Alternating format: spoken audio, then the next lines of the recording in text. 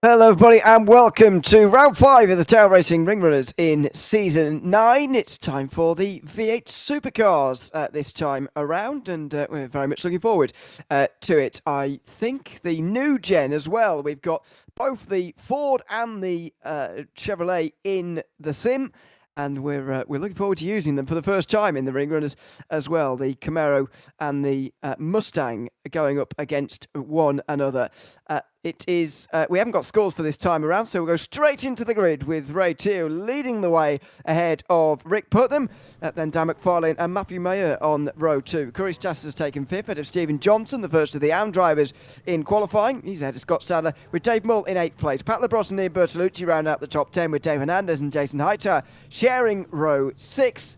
And then on row 7, it's Evan Grotard and Dan Kosick. Pat Mace, Chase Petterjohn, Anthony Solomon, Dylan Hesselink and John Amico round out the 19 drivers in the field. I think it might be the biggest field we've had so far this season, and why not as well, James? This is a fantastic car class. Great to have it in iRacing now, and I think this is the first time I'm seeing them, actually. Certainly the first time I'm seeing them here on the North Cypher, but that's not saying much.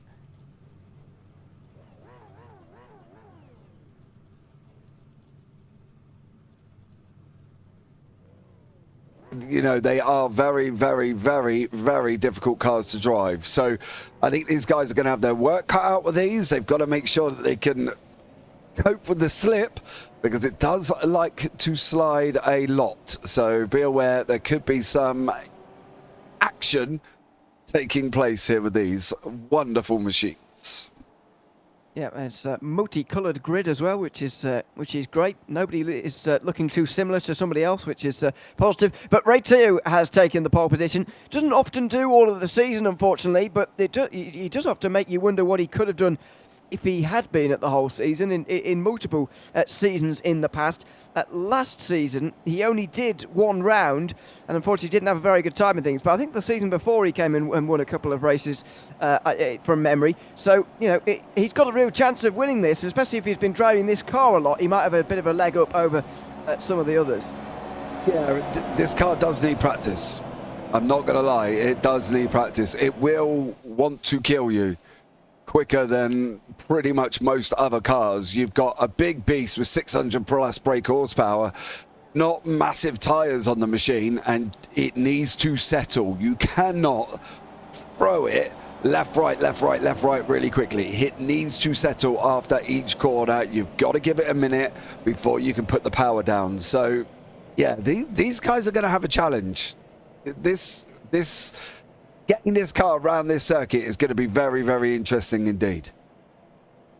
Certainly is, as they make their way now down into the Tiergarten. Ray Tew is going to be in control of the field. By the way, Dan McFarlane, despite qualifying third, has actually decided to start from pit lane. Ian Bertolucci at the moment doesn't seem to be starting at all, which is a shame, but McFarlane looks like he is going to be getting underway just from the very back of the field, which is a strange decision.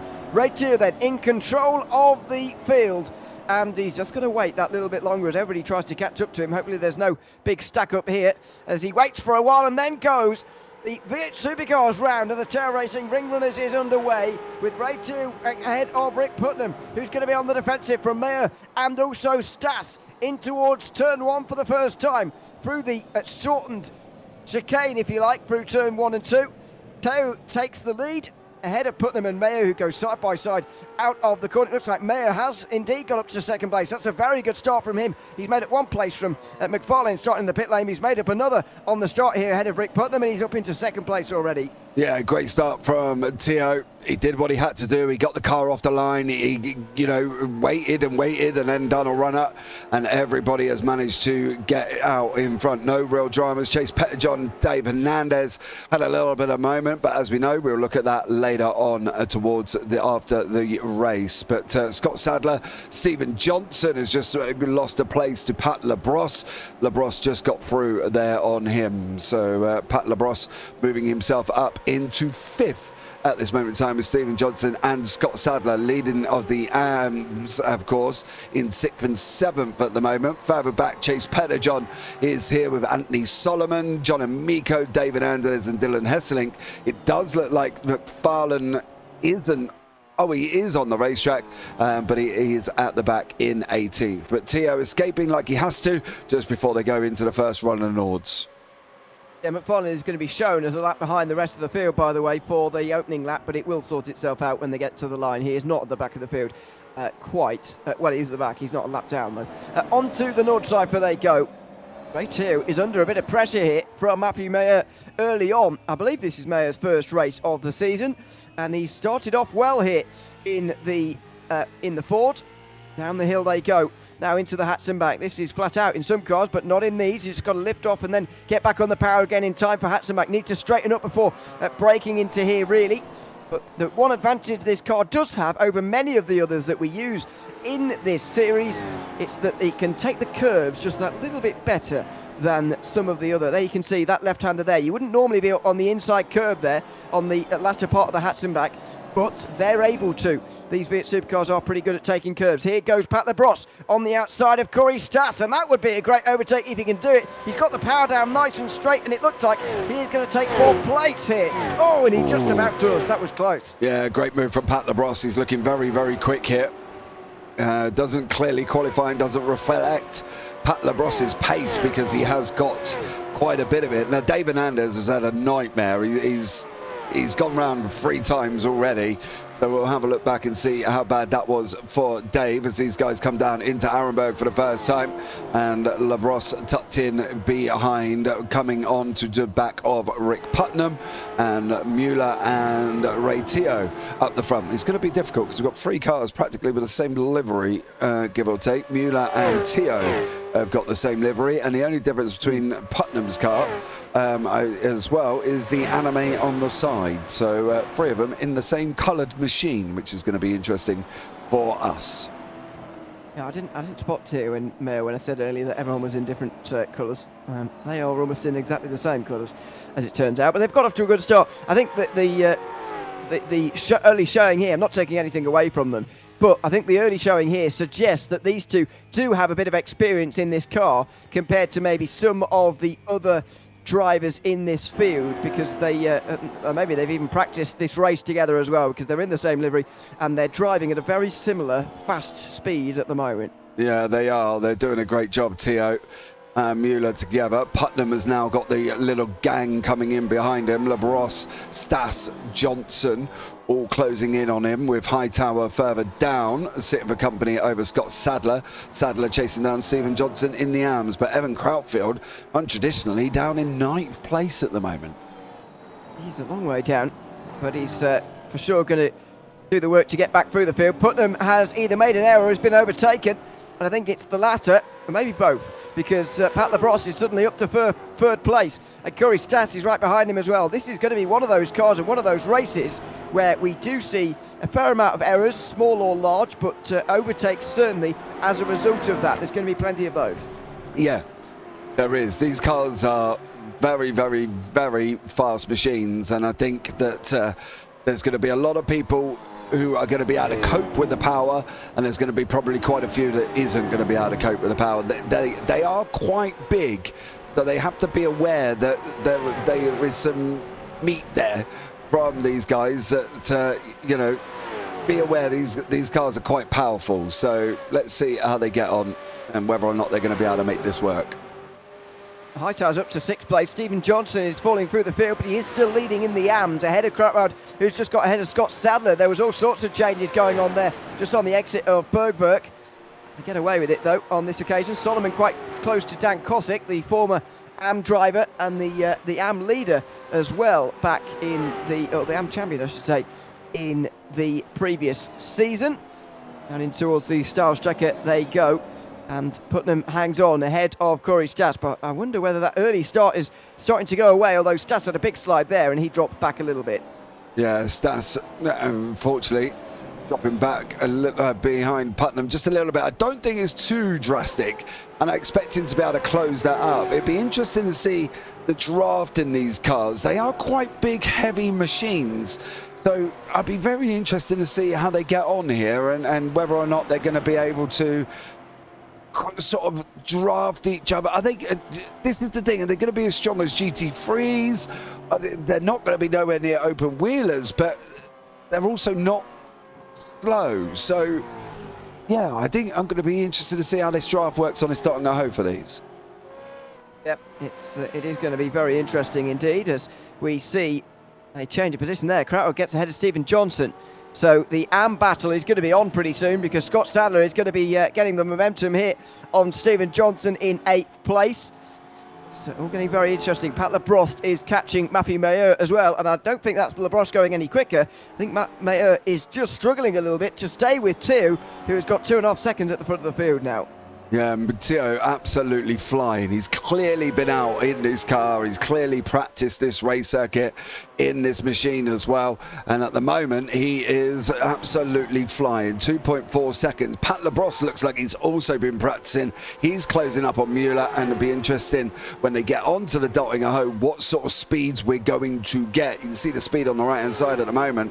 They're doing 133, 34 plus. So I'll be interested to see how these, what sort of speed these guys get down that dotting a hoe. Yeah, we'll keep our eyes on that miles an hour marker on the left-hand side. I'll take my guess at about 180, but we'll see about that. Labrosse is going to have the help of Slipstream, of course, so that could be just clouding the vision slightly on that. Up in towards Gavenkop they go. Already up to 4th gear, just back to 3rd to try and get the power down. But sometimes you want to leave this car in a higher gear just to negate some of the power that it has, which we all know is there's a lot of it. Now out onto the straight. Here we go. They'll really open the taps now. 5th gear, not yet up to 6th yet. We could be up to some real high speeds here as they now get into 6th. Now top gear. Here we go. Labrosse in the slipstream as well. It looks like he is going to be touching 180 quite possibly. As now he'll just pull to the right-hand side. Not sure he's quite at 180 for the moment. It's flickering out quite a lot, but anyway, over the rise they go, and now back down the other side again. 2 bits of side by side. Big speed, but it's going to be Labrosse who gets through. What about Stas and Putnam? It looks like Corey Stas has got through there pretty easily as well. So being in behind, if you're within half a second or so, it looked pretty easy there. This is going to be less easy. Kosick, Mesh and Solomon very nearly going 3 wide, and it's going to be the train on the inside that might well win out here. Solomon pushed or pushing Kosick, I should say, and Mesh can't do anything about that on the outside line. No, he can't. That was it. It was game over. As soon as Solomon sat in behind Kosick, them two were off like an absolute rocket. They were topping just above 180, so 180 mile an hour here, which is absolutely extraordinary. Pat Labrosse has now got Mueller about half a second back, but he's extended that gap a little bit. Putnam has lost a little bit of time to Stas. I say a little bit, it's 6 tenths. It's not dramatic. No, not too much. And that's a sort of nice distance to be at, actually, through the corners. Then get a little bit closer when you're getting onto the straights and you're wanting to make an overtake. But I suspect these cars might actually be so quick in a straight line, so powerful, that actually, unless you're making an error, unless you're seeing an error, it could be difficult to pass elsewhere than the back straight. That is John Amico, though, going for a slide, and that's exactly the kind of error I'm talking about. Although Chase Petterjohn has also gone for a spin. I think Petterjohn was so briefly into 14th place before he had a spin of his own. Yeah, he was. He got through just coming down into turn 1, and then unfortunately on the brakes couldn't get it stopped in time, and around he went. So another one that we'll look at a little bit later. Johnson's been off the circuit. Chase Petterjohn went off before he had that incident. Dylan Hesselink has also unfortunately been in the wars. So a couple of people struggling in this car, but that's kind of expected if you haven't done a lot of practice in this car at all. If anybody drove the Gen 2s, the Gen 2s were, oh dude, it was like Bambi on ice every single time, and it never seemed to get any better throughout the race, you know. And now the Gen 3s, they're still quite slippery. It just doesn't seem that there's enough weight on the rear end. It almost needs that you want to go and ballast the car to get it weighed down to be able to get the grip coming out the corner, because it doesn't like having the throttle floored on it. You know, you can't come out of a turn and just go, because the car's just going to go, you'll spin up, around you go, and you'll end up in some barrier somewhere with a 9-minute tow. So it's feathering. It really, really is. I cannot express this enough in this car. It really, really is at managing that throttle. It's applying it gently, because that's what you've got to do. Yeah, it's very exciting though as well. So it's a great car. Yeah, absolutely. It scares the living daylights out of you, but it's a great car. Yeah, and you can imagine around this circuit as well. That's only going to be getting worse. Dan McFarlane is not in 18th place, by the way. I just want to point that out. I thought it would correct itself after lap 1. It's not. It's going to correct itself after lap 2, seemingly. Trying to work out exactly where in the field he is. I think he's just ahead of Dave Mull, but behind Scott Sadler. Yes. So he's 10th place at McFarlane. Effectively, he's made up 18 places on lap 1, despite starting from the pit lane, which is a very good job. Yeah, he has. It's obviously clearly doesn't the replay file doesn't like the position change or the starting from pit road, but he's another one in the same livery as Ray Teo and Matthew Mueller. So I'm not quite sure if everybody just went on trading paints and went, that'll do. I'll have that one. Yeah. So there we go. It seems 3 cars in the same. And then obviously Rick Putnam has kind of got the same colour scheme as he's chasing down Corey Stas there. I know it's been very difficult. The car's not been out that long to have a set livery, but there are loads on trading paints. I was just quite lucky that a young gentleman made me one. So that was nice of him. Yes, indeed. So there we go. It's a useful service, that's for sure.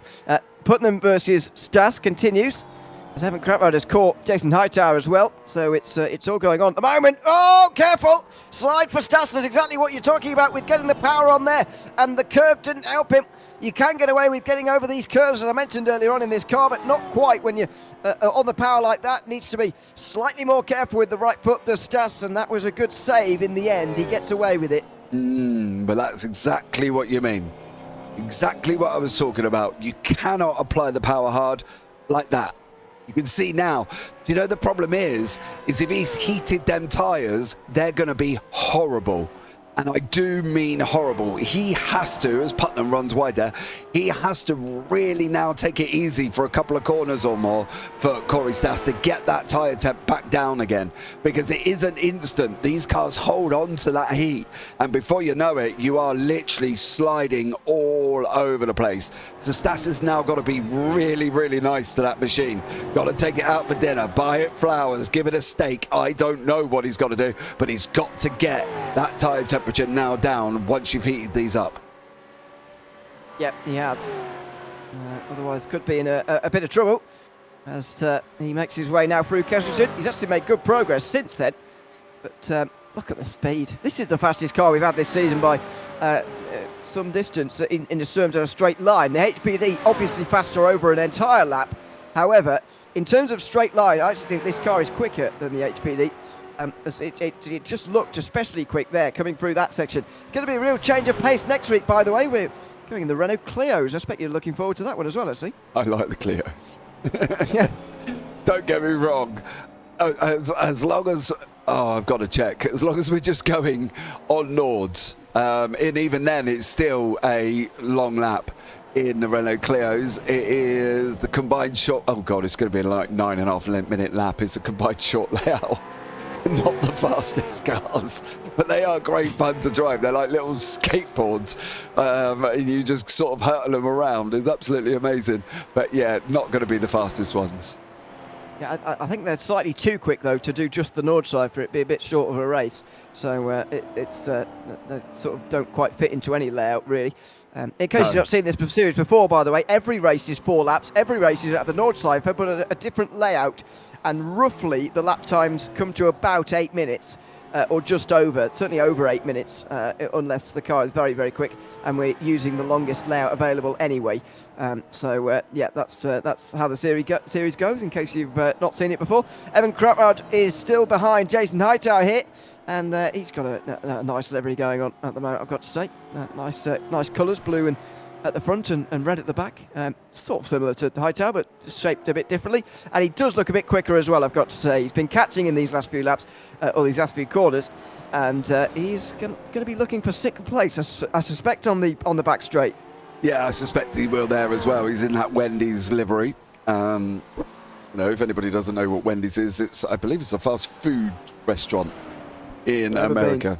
I've never been either, partly due to the fact I've not been to the States. So, yeah, can't answer that. But, yeah, that's a Wendy's liveried machine there for Evan Crapfield. Burgers. Yeah, well, same, actually. I've never been to America. All that that particular chain of supermarkets. Sorry, fast food. Supermarket. Sorry, yeah. Into Walmart. You can tell them American. Yeah. Really. No.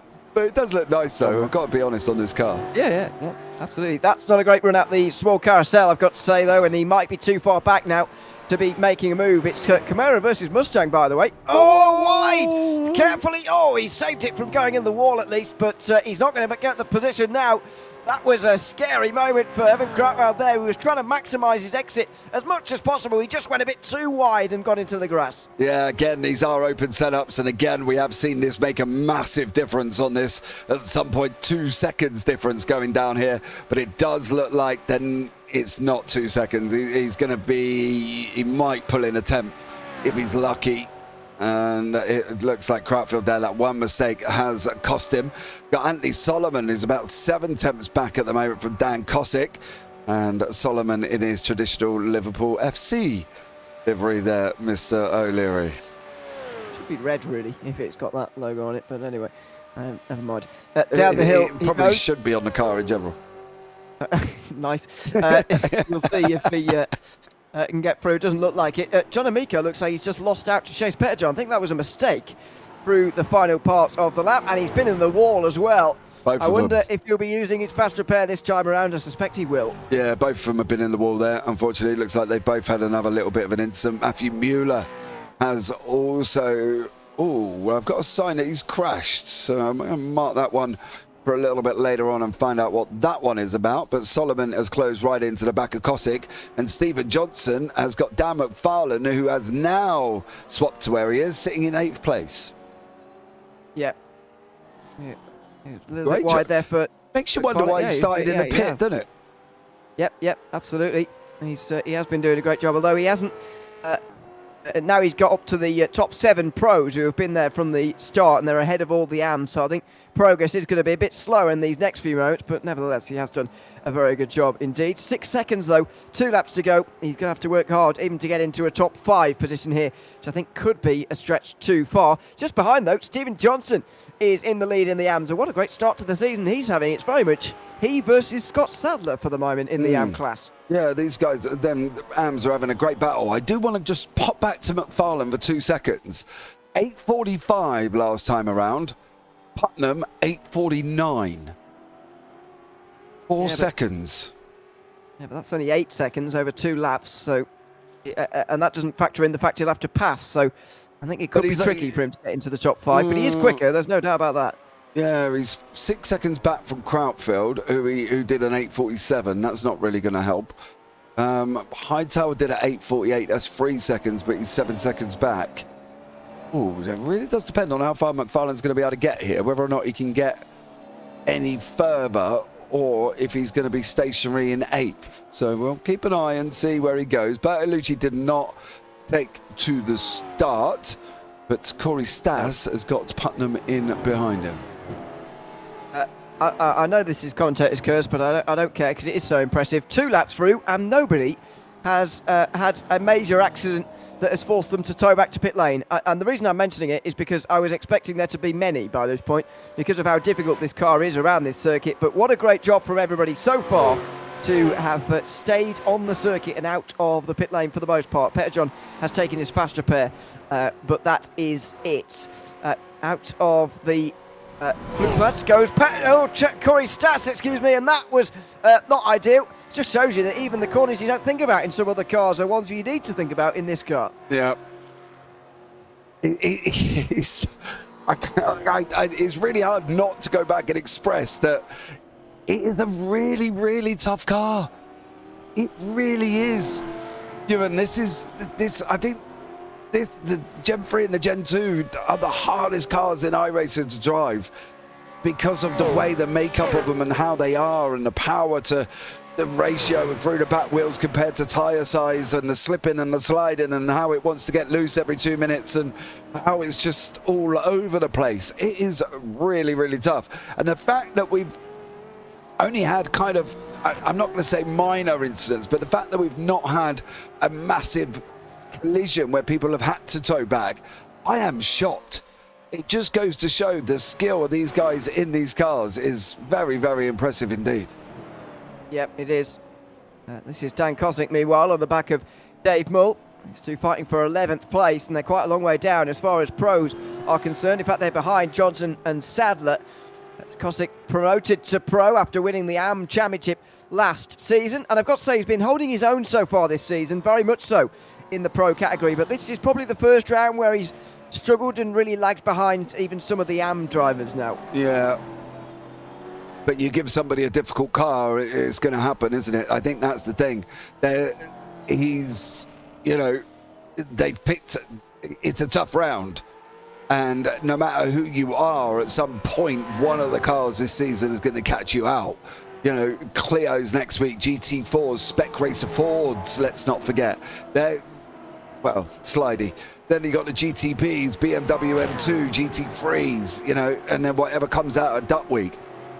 You've got to try and be really versatile in this series. I don't think I could drive in this series. This car swapping backwards and forwards every single week would drive me bonkers, and I don't have the time to practice each one, and I don't think I could manage what some of these guys do every single week. Would I like to give it a go? Absolutely. But I don't know where I would be in terms of some of these guys' pace, probably down with Dylan at the back. It is very difficult, but I reckon it probably trains these guys quite well to get used to things they're not very used to. It's something that even the very top level drivers in iRacing don't really have to do, to be honest. They always seem to know what the car and track combination is going to be before even the biggest events in iRacing. Like we just saw at the iRacing Daytona 24 Hours, for example. They all know a long way ahead that that's going to happen, and it's not going to be a surprise which cars you can choose, is it? So no. They're very used to the car when they start the race. And I know this is different to a 24-hour race, but they turn up, some of them with little practice, and they get on with it, and it's great to see. It probably trains them up quite well. Dan McFarlane is, back to pit lane. It looks like he may have had a crash, or has he done something else? I'm not sure. He didn't look very damaged. No, he's been off the circuit. In fact, I've got off, on, pit lane. So yeah, whatever happened to Dan, there was some dramatics, and it was all within a very short space of time. As always, we'll have a replay run through at the end of the race, because we can't go back in replay. We already are going back in time by replaying it, so there you go. Crapard tries to close in the high tower, and he did this last lap, just at the highest point of the circuit, Horak there. He just got close, and then he dropped away again towards the end when it really mattered through Cowincott. Remember, he had those left side tyres on the grass, and that is not the best way to get an exit on your rival. But this time round, he's going to give it another go. 0.8 of a second, needs to get within half a second or so based on what we've seen so far to try and do an overtake. Yeah, he doesn't seem to be kicking in that far back, to be honest with you, and it needs to be a little bit closer. Putnam, if he keeps doing that, he is going to be under pressure from Hightower, who's coming at him at a rapid rate of knots as well. Evan Crutfield, this is where we're going to see it. Didn't really make a difference this far out. I think it's going to be half a second, 4.5, maybe even down at some point, so you can get 3 attempts to catch the draft because of the makeup of the makeup of the machine. So being out this far, that draft's going to be, well, useless. You're just going to be following somebody. Yep. It's having a very small effect from that distance, but nowhere near enough to make you get a chance of an overtake here. He's got a better line through that corner, though, just before the Kleiner carousel. And he's had a better line through there as well. So it's going to be 8 attempts, but it's not going to be close enough for Crutfield. And it's going to be on the last lap from Matthew Mayer right the way back here to Crutfield in 7th place. There's actually 5 cars separated by not very much at all. We'll see it on the back straight here as we get onto the Dottinger Hook. There it is. There are the 5. They're covered very closely indeed, but none of them close enough to the other to actually make a move here. Further behind, Dan Kosick's really closing in on Dave Mull right at the correct moment. He's getting into the slipstream now through Cowincott. Is he going to get good enough run to make a move? It certainly looks like he's going to. Yeah, he's going to come out now. He's going to be up right behind Mull, and he's going to close in quite quickly.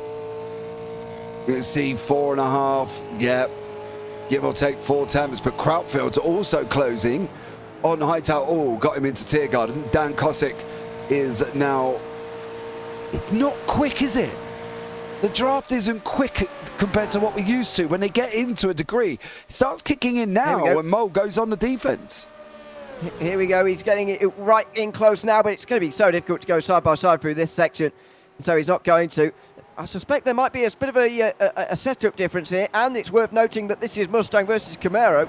So it's different manufacturers involved here too. They're up on the left-hand side curb. He's not got a good enough run, really. And so he's going to be stuck behind his Dan Kosick for another lap. Corey Stas is within a second now of Matthew Muir in third place. Half a second is the gap between Hightower and Crapwood. It was really kicking in towards the end. There was the slipstream, and he was getting close in that battle for sixth place. As Johnson's gone off the road, Stephen Johnson has thrown this race win away at the first chicane. He's dropped it on the exit. He was under very little pressure, I've got to say, but he's spun up the rear tyres and he's thrown away the race win in the AM class. Not good. Final lap. Oh, Stephen. You're so consistent all the way through, and then you would make one simple mistake and then it all just goes wrong. Andy Solomon. Oh. Yeah.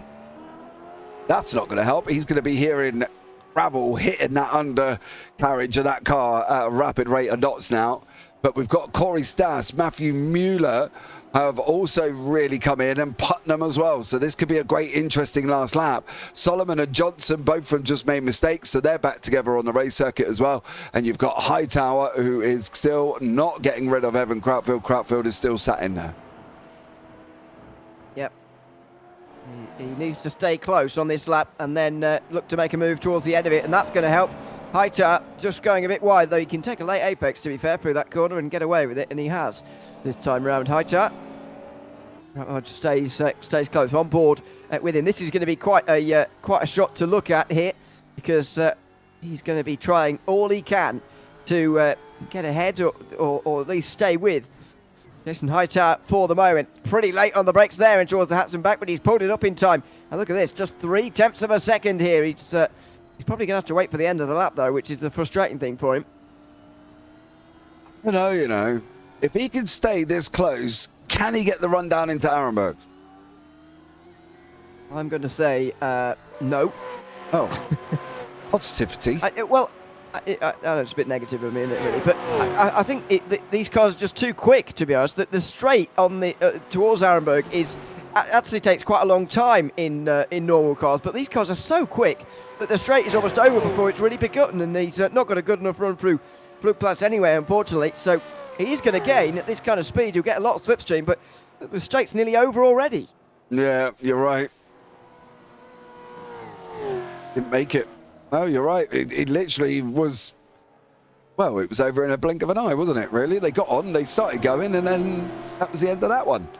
So for Croufield, he's going to have to go again, but this could be spicy towards the end of this lap. Mueller, Stas and Putnam very, very close together. And Mueller looks like he's been losing time lap after lap after lap here. What's he going to be like on this final lap with these guys pressurizing him, I should say? Yeah, he's just had a slow decline, really, in terms of speed, which has been a little bit of a shame to see. To that mistake that let Pat Labrosse through. He's lost time ever since. I mean, look at the gap to Labrosse ever since he was overtaken. 14 seconds now is quite remarkable. Putnam will close in, and he's closer now, actually, to Stas, although that reverses itself through the next corner. Changes pretty much through every twist and turn on this racetrack. They don't really want to be going out wide there through that curb. Corey Stas certainly has learnt that lesson after his big slide. That was a bit wide there from Putnam, and he will just lose a bit of ground again here. But once again, Putnam having a consistent day. He's inside the top 5 again, even though he isn't winning. Yeah, but I don't think it matters. I don't think it matters in other series. I would sit back in a single car series, like, ooh, Stas. In a single car series, I would go, yeah, it matters a lot. And all that. With this car, this track, I don't think it cares. I think you can still win the championship and you don't have to win a race. We've seen it before, and it won't be the last time we'll see it again. So you don't really have to make that dramatic, just because of how unpredictable this circuit is. Yep, it is pretty unpredictable, that is for sure. As we're getting towards Bergvik. This normally is the exit towards a good chance to overtake. But again, I think the straight could be over too soon. Stas has had a bit of a wiggle though. He's going to have the slipstream from Mayers to try and hold on to his place. But Putnam's going to be right in close here as they go around the long left-hander. This is actually a corner to think about, by the way, in these cars. And Putnam just backs off a little bit. Stas gets a good run actually though. He's a bit braver there. And he's going to close in. But again, it is over too quickly. Look at how fast these cars on the way up towards the muck curve. Just over too quickly. You've got to wait for the back straight. There's not really any other chance to go through in this car. Yeah, and the interesting thing is through that left-hander, there was a dab of the brakes there. Most of the other cars, you can kind of let them run through, or you might have to lift a little bit, but they had to brake in this beast of a machine to go in there to get that guy. It wasn't a heavy brake, don't get me wrong. It wasn't like turning into a 90 left, but it was still a dab of the brakes to get that rotation and get that car slowed down because, as you say, they are speedy, they are quick. There's a lot of horses in these machines, so they had to be a little bit more careful. I can see this car being fun, but god damn, I reckon it would scare the living daylights out of you. Yep, Krautwald has got past Hightower. That's a surprise. How did he do that? Just on the... I guess Hightower must have had a slide on the exit of the carousel. And he's lost the place to Krautwald. Now it's going to be very interesting on the last lap here. Can Hightower get this position back? Everybody's realised this is the last lap and they're throwing everything at it now, giving it the last chance. Yeah, they are. But the one man that hasn't had to do a lot at the moment is Ratio. He got out in front and off he went. Labrosse come through the field. I just do wonder if Labrosse had been where he clearly has the pace to be, which is in second in qualifying, whether or not he would have kept up with Tio, and them two would have had a right little bit of a ding-dong. 8:41.72 best time for Tio, 8:41.96 best time for Labrosse. So we just missed out on an absolute epic fight because, I know, I saw it as well, because Pat Labrosse didn't get his qualifying right. Oh, hello. He's sliding all over. This is, you can tell they're towards the end of the race now. The first part of this race would very much, let's just get through this without rocking the boat and without just sliding off the road somewhere. But now all of a sudden, there's positions ahead of them. The racing driver mentality is kicked in and all of a sudden they're sliding everywhere, throwing caution to the wind. Up over the top of the hill they go, through this Stefan Balafes in a moment. And Courage Stas is very close indeed. In behind Matthew Mayer, who's under a lot of pressure. He was second place earlier on after taking that early on in the race. He lost that to Pat Labrosse. Now he's just hanging on to a podium. Oh, that was close. He very nearly got his tyres into the grass there, which would have seen him in the wall and would have seen him lose his podium and maybe his top five as well. That, though, was ending up actually a good move for him because Stas didn't have so much bravery through there, and so he's lost a bit of time now. This could be how they finish in the end, at the end of this straight. Well, it's down to what Putnam does here. If Putnam can get close enough, he might be able to bump Stas forward. You can see they're coming down in the draft. There is a double wrapped in behind him now. You can see Mueller like, nope, I'm moving over, but it ain't going to happen, mate. They're coming at you at a rapid rate of knots. You've got the leader just going into Tiergarten now. 3 tenths at the moment. Oh, they're right in an awkward place, but we've got to pick up Ratio. He's going over the line. Yep, he's going to take the win in the V8 Supercars. A fantastic drive from Ray 2, who takes his first win of the season. It's side by side further up between Mayer and Stas as well. Oh, my word, that was close. Stas very nearly went into the side of Mayer there. Who's going to hang on for a podium, is he? Out of the corner. He slides. Stas slides as well. He's going to lose fourth. Rick Putnam's going to get there. He gets him on the way to the line. Oh, Corey Stas threw everything at that. He really wanted a podium. In the end, he misses out on fourth as Crowad hangs on from Hightower as well, by the way. What a finish between those two. Meanwhile, further behind, oh dear, this is going to be an accident. Oh, heavens. Meanwhile, Scott Sadler is going to win in the AM class once again. The runner-up last season is having a fantastic start to the AM class this time around. And Scott Sadler finishes 8th place and wins the AM class. What a finish between those guys for third. Yeah, we'll pick up on that full run after we've done the results here, because I think that's the first thing I want to look at. Then we'll look back at the replay, the issues that some of the drivers have had, because we missed a bit, because obviously picking up the leader going over the line. So we'll try and pick up the whole thing. Dave Hernandez has had an absolute shocker. Bless him. Sorry, I better bless the little boss man.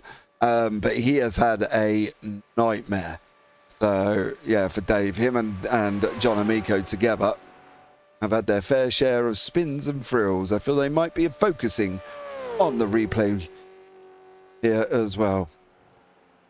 We'll see. There's some big gaps down here, and you can tell the drivers who have struggled most with this car. But I've got to say, and tap my hat off to all of these drivers, because apart from Dylan Hessling and Dan McFarlane, they've all made it to the end. And as far as I can see, only Chase Petterjohn, who's made it to the end, has needed to go into the pit lane to repair his car. So that is an unbelievable job from everybody to control this car around this circuit. I was expecting this to be a very attritional race indeed. In the end, it wasn't, because these drivers drove so well. Yeah, I thought it was going to be... Oh, I don't think I expected this many to finish. No offense, boys, if you do watch this. But knowing how tough this car is, but it just goes to show the skill level of these guys are, well, probably a lot higher than mine. So, fair play. Yep, that is a great job from everybody as Chase Petterjohn makes his way down towards the end of the lap. As I say, he did have to come into pit lane to use his fast repair. However, it's expected, because it is such a difficult circuit and car combination. But what a great end to the race as well. Petterjohn finishes in 16th place, and that will be that. So a look at the race results at the end of that one, because it was a debut win this season for Ray 2. Unfortunately, didn't do the same last season. Only did one round, but he's won his round this time round in the V8 Supercars ahead of Pat Labrosse, who was catching him for a while, but couldn't quite get there. Matthew Muir hangs on to third place ahead of Rick Putnam and Corey Sasso, exchanged places towards the line as well. Evan Krautwald hangs on ahead of Jason Hightower for 6th place, with Scott Sadler finishing in 8th, but the AM winner, more importantly. Dave Mull and Dan Cosick round out the top 10, with Stephen Johnson just outside of it. It is Anthony Solomon next ahead of Pat Mace, with David Anders, John Amico and Chase Petterjohn finishing the race. Dylan Hessling crashed on the last lap. Dan McFarlane crashed 2 laps from the end. Ian Bertolucci never started the race. So he is a DNS down at the back. This is what happened on the last lap, and we're going to see it in its entirety now. Corey Stas in the sort of brownie colour, coming up on Mayer in the pink and white, moves to the outside line under the bridge. Oh, actually goes off the road already. Dear, oh dear, but he's still committed. He broke quite early for that though, and it's a good job he did, because if he was still alongside, he would have been straight into the side of the Mustang. He gave it absolutely everything on the power here. In the end, he gave it too much, because Putnam just about beat him to the line. Yeah, you saw there as well that for me, if Stas had carried, I'll show you again really quickly, but if Stas had carried this speed through the corner where he was alongside, the problem is Mueller closed him up and really squeezed him. Stas needed to be a lot more to the left to make this work. Right now, this is where he's alongside. He should have dominated that corner, but Mueller squeezed him to the point where Stas had to go up on the curb. If Stas was a little bit more to the left, Mueller wouldn't have had that opportunity to squeeze him like that, and then it might not have led to that, unfortunately. But yeah, Putnam managed to grab it at the end. Right, let's go back all the way back to the beginning with Chase Petterjohn is the first culprit here this evening. This is coming down into turn number 1. On the first lap as well, as he just tries to squeeze himself down the inside of 3 wide. Oh, he's made a bit of contact there. I think that's Dan Cosick. Oh, Dan Cosick, apologies. So slight contact. There's a bit more. If it wasn't contact, it was very close. Oh. But oh no, it was a slide on the exit as well there. So not a great stop, but everybody kept facing the right way, which is positive through the first couple of corners. Yeah, this isn't Anders' opening lap. He had a bit of a... Oh, you missed your braking point there, mate. There we go. Unfortunately for Dave, he had a couple of them, and then it went a little bit, started going all a little bit wrong. That was John Amico going past on the outside. Stephen Johnson's off-track moment. Again, you can see trying to apply the power too early, and then just ends up running up the grass. And, oh, he did hit the barrier. It was very strange.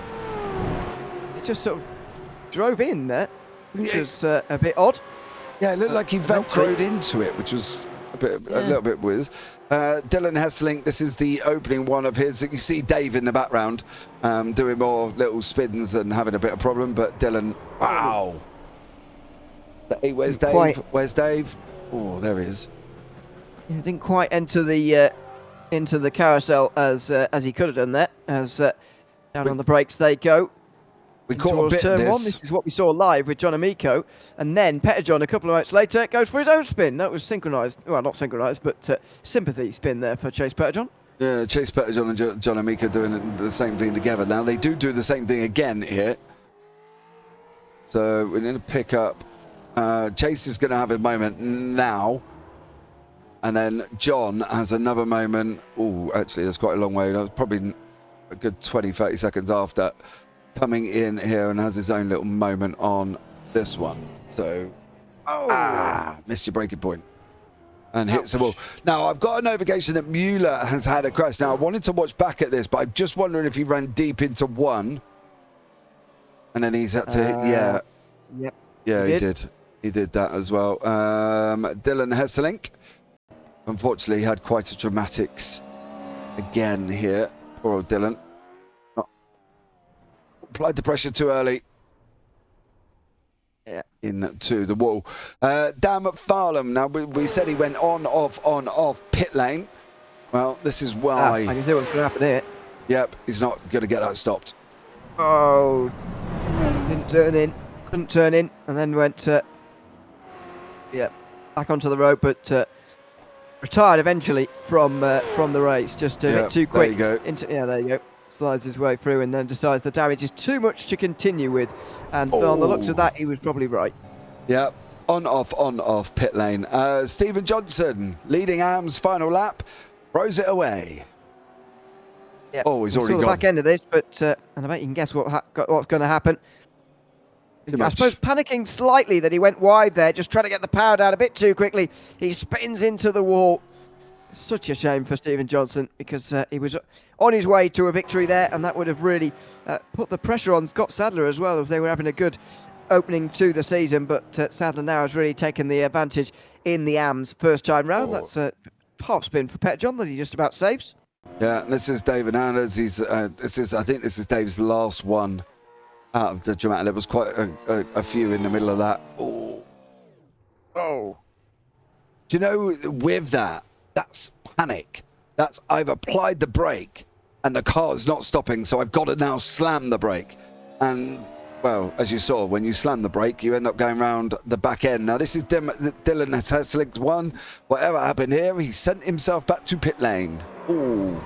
Just dropped it on the exit, and that was enough damage finally to send him back to pit lane on the last lap and end his day. Although I'm not sure it cost him many positions, he will still be classified in 17th place at the end. Well, that is it for the V8 Supercars round of the championship, and a lot better than we were expecting in terms of incidents, and a good finish in the battle for third as well. Yeah, I really enjoyed that. I really enjoyed that race. I thought there was going to be a lot more to run through and a lot more to deal with, because obviously them guys going off and how tough the V8s are, but they've done an amazing race. Next week, though, Clio's. Roller skates on wheels, them little things. Haven't got a lot of power, but boy, oh boy, they're fun to drive. Cars that don't have a lot of power for the next 3 weeks, actually. The Clio Cup, as you say. The GT4s, which have a bit more power, but they're not that quick. And then the Spec Racer 4, which certainly isn't quick. That's one of the 3 only Nordschleife races that we'll be doing here this season. So make sure you join us for that. We'll be back next week, of course, with the Clio Cups. That's taking place on the Wednesday night. The session going live at 8 p.m. Eastern Time on Wednesday evening, in case you want to join. I've been Ewan alongside James Parfitt. Until we see you in 1 week's time for those Clios, it's goodbye for now.